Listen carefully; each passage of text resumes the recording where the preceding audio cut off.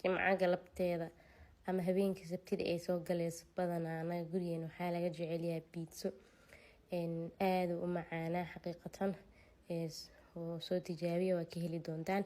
Chicken ka sameysanayaa saas usoo jarjartay hal qaando xawaaji isku dardar filfil xoogaa iyo paprika powder iyo waxaa ku daray toonta shiidan huruud waa ku darsan kartaa option waaye kalarka bay iisina intaas ku jeclahay.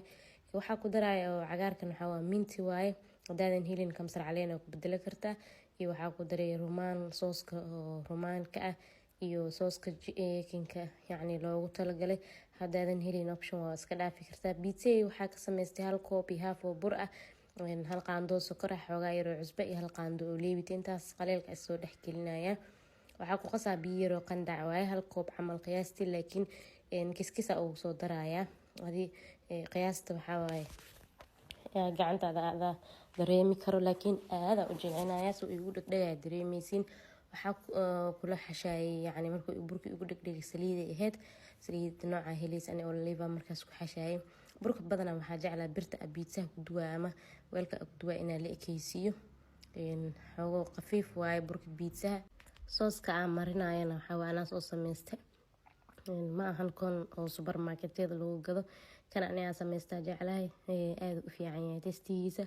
then sooska si fiican u marinayaa kadib waxaa soo qaadanayaa jiiska oo pizza loogu talagalay midka go-go'san anaa soo jarjartay kadib basali barbarooni waxaa ku daraya iyo chickenkii aniga daaya isku soo dardarayay waa soo duwi kaliya saliid iyo waxba kuma aan darin kaliya la dabka u gaabi waxa hadan ku daraya basal iyo barbarooni yariis kale jiiska hadan mar labaad kor ka saaraan waxa jecel pizza in jiis fiican uu lahaado.